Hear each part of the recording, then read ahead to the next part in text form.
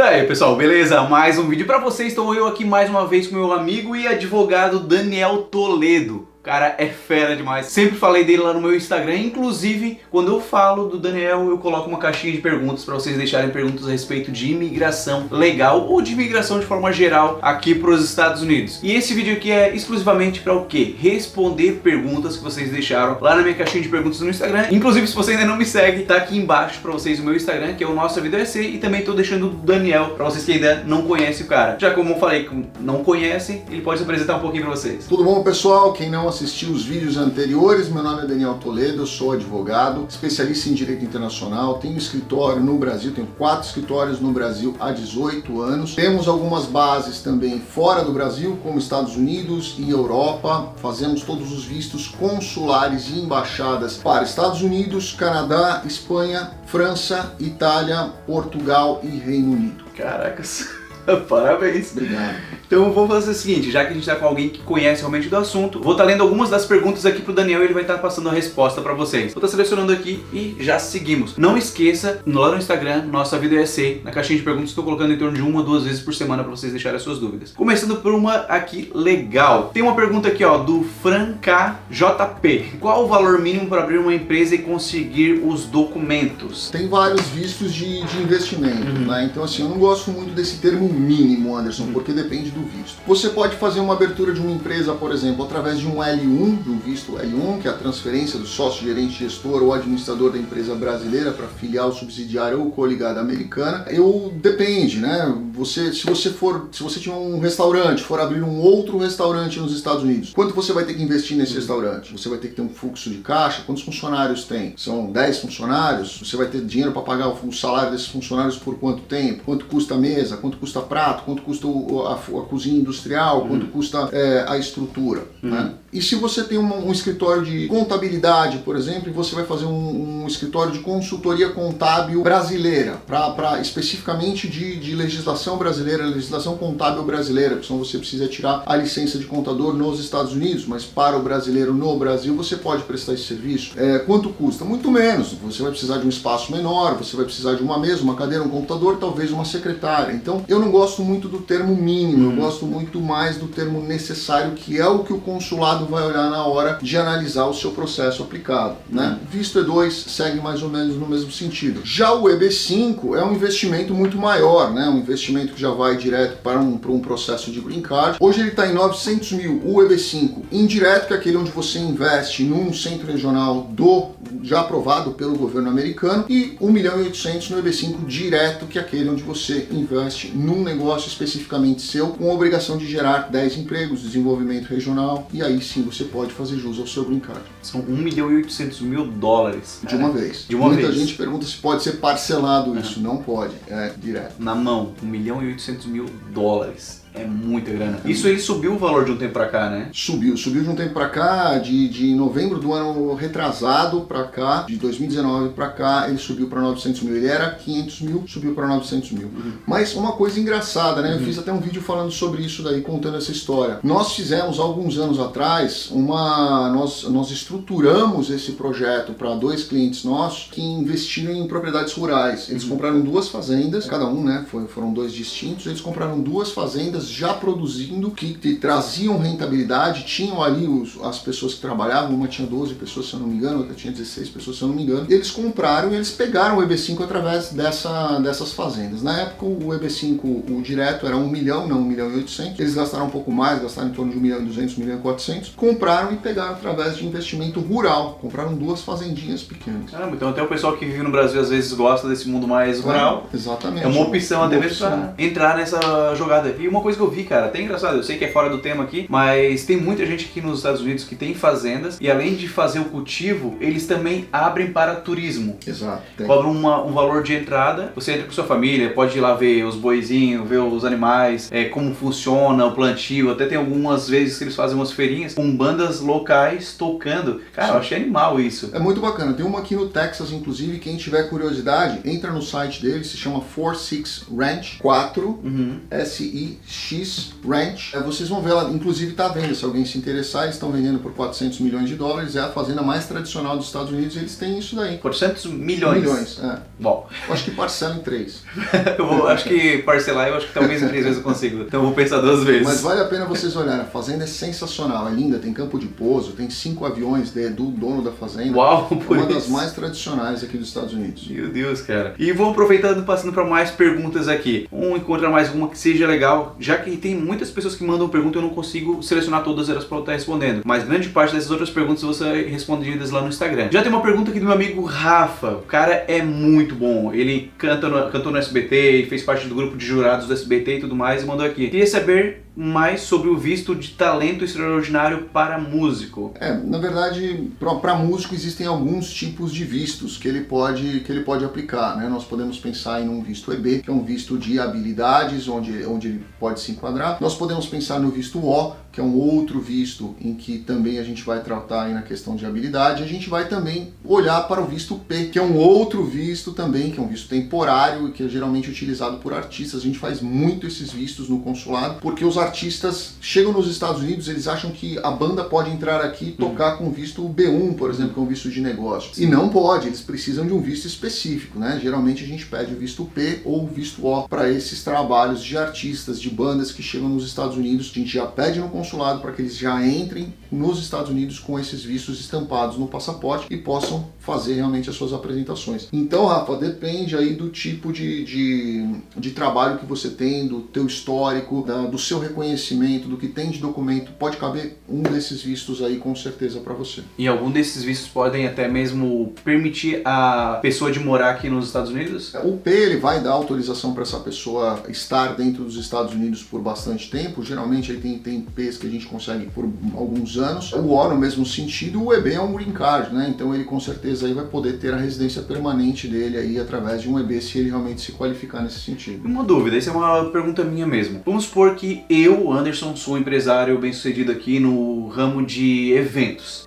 Tenho uma casa de shows e vejo, por exemplo, o Rafael lá no Brasil e digo, pô, o Rafael canta muito e eu quero que ele faça parte do meu grupo, da minha equipe aqui cantando, animando as noites. Eu, tendo essa empresa, eu poderia contratar e dar um visto EB3, por exemplo, para ele? Não precisa, se ele for uma pessoa extremamente qualificada, como você falou, você pode dar inclusive um visto EB2 para ele. Você pode, porque aí o EB3 é para um unskilled, né? Onde ele não tem nenhuma habilidade, né? Então a gente já iria para um outro visto de habilidade. Você, através de um visto, você com uma casa de shows, se você quisesse que ele ficasse aqui, por exemplo, 3 anos, né, fazendo shows direto, já com um contrato programado, você iria para um outro visto, talvez um O, né? Eu tenho aí um caso, na verdade eu tenho 2 casos de 2 comediantes brasileiros muito conhecidos mesmo, que nós fizemos aí o processo deles com um visto de 3 anos para eles através de um convite das empresas que estavam fazendo esses shows com ele. Eles faziam 3 shows por ano, já tinham um contrato de 3 anos. Nós fizemos essa aplicação aí direto no consulado de São Paulo e foi aprovado para eles aí para que eles fizessem já esse contrato de longo período e não precisassem ficar pedindo anualmente esses vistos. Então, Rafael, como tu visse aí, entre em contato com o Daniel, tô deixando aqui embaixo as informações, pode se aprofundar um pouco mais nessas questões que tu tens. Mais uma pergunta aqui agora do Marcelo Valadarense. Posso mudar para o visto de estudante depois de aplicar para o EB2?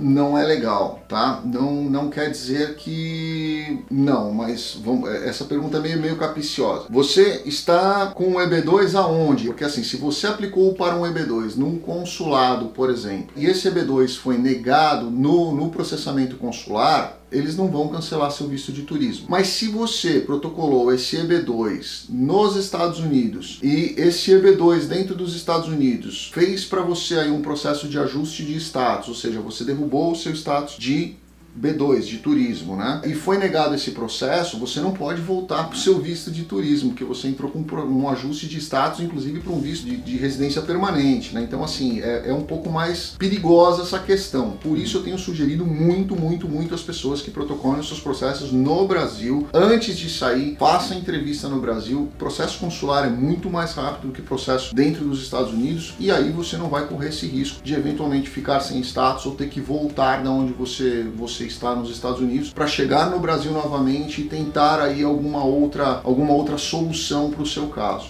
Pode dar uma bola fora, às vezes, por pensar e dizer, deixa rolar. Não, lembra que um visto EB2 é um visto de imigrante. Quando você protocola um visto de imigrante, você está dizendo ao consulado ou aos Estados Unidos que você quer imigrar, que você quer ir morar nos Estados Unidos. Né? Então ali eles já sabem que a sua intenção é morar definitivamente. Sim. Se um visto desse é negado, os Estados Unidos vão sempre olhar para você com aqueles olhos. Olha, esse cara já tem intenção de morar. A intenção dele é morar. Ele está dizendo que ele está entrando aqui com visto de turismo, mas ele já tem uma intenção de morar. Vamos ver direitinho o que essa pessoa vai fazer. Né? Então ele já fica meio marcado nesse sentido. Já entra meio que num blacklist. Exato. Mas se ele protocola esse visto no Brasil, ele está dizendo, olha, eu tenho intenção de morar, mas eu só vou sair do meu país quando eu tiver autorização, porque senão eu não vou para lá não. Legal, cara. Entendeu? Até o olhar fica diferente. O olhar fica diferente. Boa, boa. Partindo para mais uma aqui que eu achei legal, no meio dessas pencas de pergunta que tem aqui. Nossa, tem muita. Aqui uma do Carlos, ele falou: advogado com pós-graduação e mestrado é suficiente para EB2 NIW? Carlos, né? Isso. Carlos, sim, mas de forma genérica, né? Eu vou explicar para você por que sim e talvez por que não. O NW, muitas pessoas se confundem com isso, que é o simples fato de você não ter uma oferta de emprego. Não é bem assim. O NW, ele quer dizer que a pessoa precisa se encaixar na legislação que permite o National Interest Waiver, ou seja, o interesse nacional que dispensa a oferta de trabalho, tá? Essa lei essa regulamentação é feita pela legislação que se chama DANASAR, que ela vem colocando ali as 3 prongs, dizendo quais são os 3 requisitos que você precisa se encaixar para poder estar nessa questão da dispensa do interesse da job offer, consequentemente estar dentro do interesse nacional. Depende do tipo de atividade que você for fazer. Então o fato de você ser um advogado com pós-graduação, com mestrado no Brasil, não quer dizer que você vai poder exercer essa advocacia do jeito que você fez dentro dos Estados Unidos. Você pode, por exemplo, se filiar a algum bar através de um Authorized House Counsel ou através de um Foreign Legal Consultant e poder prestar a sua profissão, o seu conhecimento da legislação brasileira ou de outro país que seja, dentro dos Estados Unidos, mas dentro dessa sua limitação. Então depende muito do seu personal plan ou do seu business plan, do que você vai fazer dentro dos Estados Unidos, se encaixar nessa questão do interesse nacional. Mas na questão curricular, sim, é bacana, pode ser que caiba assim no EB2 NW. Então, por exemplo, vamos supor também um advogado aqui que tem uma necessidade de ter um advogado com conhecimento da lei brasileira e tudo mais, ele pode, teoricamente, importar uma pessoa para executar essa função aqui no país? Pode. Inclusive nós já fizemos casos nesse sentido, justamente para essa questão, principalmente na questão de tributação internacional, né? Que a gente tem aí, nós tivemos alguns casos aí em advogados que eram especialistas em tributação internacional e foram contratadas por empresas brasileiras que têm bases no Brasil justamente para poder fazer essa questão tributária. Isso é comum acontecer. Então, fica ligado, se tu conhecer algum advogado, já começa a entrar em contato. Aí, tem uma força para me dar. Pode acontecer isso aí, de o cara pegar e ligar para alguns escritórios conhecidos aqui, se apresentar. Eu recebo direto, mas a gente não trabalha com isso, né? A gente não tem. Eu tenho a base no Brasil, tenho meus advogados no Brasil que a gente já trabalha com isso lá. Também. Então a gente não faz, mas é muito comum acontecer, sim. Então fica ligado aí, Carlos. Vou para uma pergunta do Bruno Gomes, que é algo que eu realmente recebo muito. No Brasil, como existem muitas famílias, vamos dizer, mixigenadas, né? De mestiços de pessoas que vieram da Alemanha, outros da Itália, tudo.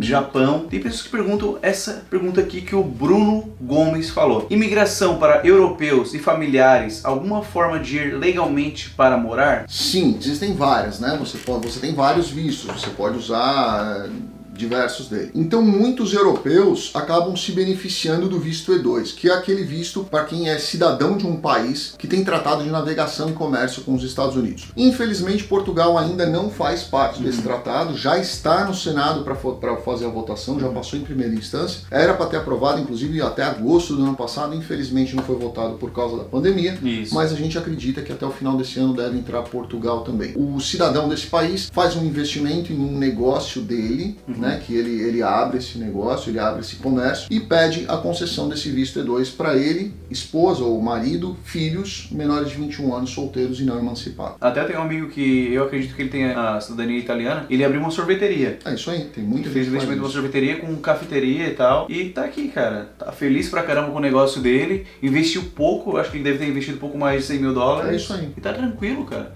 É isso então, aí. se você tem esse sonho mesmo, corre atrás. Eu sempre falo, sempre tem uma forma de você vir aqui para os Estados Unidos de forma legal. Principalmente se você tiver essa cidadania. Se você não tiver ainda, corre atrás pra ver algum parentesco, que às vezes você tem algum primo, às vezes, que conseguiu através de algum dos seus avós, alguma coisa, e correr atrás. Se você não correr atrás ainda, pode estar perdendo tempo. Nós temos vários casos que nós fizemos a cidadania italiana para a pessoa. Foi um processo 1 ano e meio, 2 anos. Nós fizemos esse processo para ela. Ela pegou a cidadania italiana, pegou o passaporte, nós aplicamos para eles no consulado o processo do E2 e eles vieram para os Estados Unidos já totalmente legalizados do jeito que eles realmente queriam. Uma coisa que é importante a gente falar é que muita gente pergunta se com o passaporte italiano ele pode aplicar o visto E2 dentro dos Estados Unidos. Não pode. Esse é um visto, via de regra, consular. Você tem que aplicar no consulado do seu país de origem, salvo se você tiver o seu visto de turismo estampado no seu passaporte italiano, por exemplo. O que não acontece, porque geralmente quem tem esse passaporte entra nos Estados Unidos com o ESTA. Então esse é um visto exclusivamente consular, com essa exceção que eu falei para você. Então o brasileiro, por exemplo, pode vir aqui para os Estados Unidos e ficar 6 meses como turista, por exemplo. Certo. A pessoa que tem um visto, por exemplo, italiano, cidadania italiana, passaporte italiano, ou português, é ao mesmo tempo? Como é que é essa questão? Não, é diferente, porque é o seguinte, quando você tem um visto, você já passou por uma triagem anterior, nós explicamos até inclusive isso aí nos seus stories. Visto é o stamp, né? É a expectativa do direito de entrada, não é a garantia. A garantia de entrada se chama status. Então, a partir do momento em que você tem a liberação pelo border, o seu visto não importa mais. O que importa é o seu status dentro dos Estados Unidos. Para você ter status, você precisa ter um visto. Quem tem um passaporte italiano que faz parte ou português ou algum outro, que faz parte do tratado com os Estados Unidos, ele entra com o ESTA. O ESTA não é um visto. Consequentemente, ele não dá status. Consequentemente, ele só permite 90 dias e nada mais. Ele não permite uma prorrogação, ele não permite uma alteração, ele não permite um ajuste, ele não permite nada. Você fica 90 dias e tchau, de volta para o seu país. E pode chegar em Portugal, por exemplo, e voltar de novo na sequência? Pode, né? Quer dizer que vai entrar? Não necessariamente. Mas pode acontecer. Pode. Nossa, cara. Então fiquem ligados aí. Tem um amigo meu que ele é português, de Portugal mesmo, né? O Fernando, o cara querido demais, provavelmente está assistindo esse vídeo, ele assiste todos os vídeos. Fernando, muito obrigado mesmo por estar sempre assíduo aqui do canal, assistindo sempre. E se tiver alguma dúvida, que o Fernando ele tem ideia de fazer isso, cara, de investir num negócio aqui nos Estados Unidos. Tem como vocês auxiliarem em todo esse processo? Por exemplo, a melhor opção para ti é tu investir numa área, por exemplo, vem para Orlando. Tem alguma coisa do tipo ou não? Tem. Hoje a gente tem 14 clientes ativos em Portugal. Então, se algum nosso estiver assistindo, um grande abraço a vocês. Onde eu também sou licenciado como advogado na OAB, que tem convênio com a OAB. Então, consequentemente, o advogado brasileiro pode pedir a sua inscrição na OAB. Abraço a todos os portugueses aí. E nós temos hoje 14 processos ativos em Portugal, de portugueses mesmo, não são brasileiros que estão lá, são portugueses. São os mais diversos processos. Infelizmente, ainda não cabe a 2, mas tem muitos outros processos que a gente tem feito aí no consulado americano de Portugal com bastante resultado positivo. E como uma pessoa que está nessa situação de ser um português, por exemplo, como é a melhor forma de ela estudar um mercado para entender qual tipo de negócio ela pode colocar aqui? Então, muita gente me pergunta isso, né? E é uma coisa muito pessoal. Geralmente, quando a gente tenta ajudar alguém a fazer algum tipo de negócio que tenha mais a ver com a habilidade dela ou com a experiência dela, eu tento analisar uma série de fatores. Por exemplo, eu não gosto muito de franquia, tá? Eu acho que você fica engessado em uma série de coisas. Já falei, inclusive, isso num vídeo. Nós fizemos um processo de visto E2 para um desembargador aposentado do Tribunal de Justiça do Estado de São Paulo. Faz uns 4 anos isso. O que eu vou direcionar como negócio para um visto E2 para um desembargador aposentado? Sim. Né? ele tem um vasto conhecimento jurídico, ele tem uma vasta ligação com leis, com decisões, com debates, com argumentações, ele é top nessa área, mas ele nunca esteve na beira de um balcão atendendo uma pessoa para fazer venda de alguma coisa. Então ele não tem esse know-how, ele não tem essa expertise. E a gente tenta analisar isso de uma forma muito fria. Então o que eu falei para ele? Eu falei, doutor, com todo o respeito que eu tenho pelo senhor, pela sua carreira, pela sua competência, eu tenho certeza que o senhor é um excelente jurista, mas comerciante, o senhor não tem muita experiência, vamos pegar uma franquia. Ele pegou uma franquia, abriu essa franquia, está hoje na Flórida, está super bem, está super tranquilo, abriu uma outra loja dessa mesma franquia para filha dele, que veio também através do Visto E2, está super satisfeito. Mas a gente tenta adaptar a experiência e o perfil do cliente no negócio, e não o contrário, não o negócio naquilo que ele... Imagina, colocar um cara que está acostumado a ficar atrás de uma mesa escrevendo, por exemplo, relatórios, atender um cliente às vezes frente a frente, que, pô... Não vai saber. Não Não vai dar aquele estresse, o cara vai chegar a ponto de dizer, isso não é pra mim, e querer às vezes desanimar e desistir. Fechar o negócio, perder o dinheiro, porque realmente não entrosou com aquilo que a gente tinha realmente como objetivo, que não é só o visto, né? O visto é o primeiro passo. O segundo passo é você conseguir se manter no seu negócio, gerar renda, gerar lucro, manter a sua família através do negócio. O visto é só o primeiro passo para você colocar o pé nos Estados Unidos. Depois você precisa sobreviver, né? Claro. E agora uma pergunta que muitos fazem, eu sei que é um pouco fora, até não peguei daqui agora, mas eu sei que tem muita gente que confunde fora de status e ilegal, achando que os dois são totalmente diferentes. Um fora de status e uma pessoa que chegou, por exemplo, pelo México, por exemplo, que atravessou a fronteira, elas têm o mesmo nível ao olhar da imigração, ou quem está fora de status é diferente de uma pessoa que atravessou a fronteira? Então, esse debate ele é muito maior do que às vezes as pessoas imaginam, né? Porque envolve uma série de coisas. Para fins de concessão de documentos, o olhar é mais ou menos o mesmo. Para fins de imigração, o olhar é diferente, porque a imigração vai se ater ao termo legal, né? O que aconteceu com um, o que aconteceu com o outro. A pessoa que fica fora de status, ela entrou com um visto, por isso que se chama status. A partir daquele visto deu uma autorização de entrada onde ela ganhou um status, ela permaneceu naquele status e ela estourou aquele tempo de status, ou seja, ela ficou além daquele tempo de status. A pessoa que entrou por uma fronteira, estourando uma fronteira ilegalmente, clandestinamente, ela entrou basicamente ali cometendo uma irregularidade, né? Ela entrou irregularmente no país, considerado inclusive uma infração isso. Então ela tem uma outra visão, tanto que a penalidade para um e para outro é diferente. Mas para concessão de documentos, por exemplo, para tirar uma driver's license ou alguma coisa nesse sentido, a documentação que essas pessoas vão ter acesso elas vão ter aí praticamente as mesmas restrições. Então tá aí, sei que muita gente tem essa dúvida, eu acho que tá respondido. E já aproveitando, como tem muitas outras perguntas, o Daniel Toledo também tem um canal no YouTube, eu queria convidar vocês para se inscrever lá, já que ele fala de vários assuntos e muita coisa que é importante. Então aproveite, e no card que aparece aqui em cima, uma bolinha, só clicar ali, até deixo uma flechinha apontando, só clicar e vão lá se inscrever no canal do Daniel Toledo, já que você pode ter mais informações relevantes como vocês estão tendo nesse vídeo aqui. Então obrigado mesmo por ter me recebido, inclusive aqui na tua casa, onde a gente bateu um papo e tudo mais. Tem outras informações que a gente vai estar passando pra vocês nos próximos dias e mais vídeos como esse que a gente vai gravar em breve pra vocês. Então fique ligado, se inscreva aqui no canal se ainda não for inscrito. Valeu, até mais e tchau, tchau!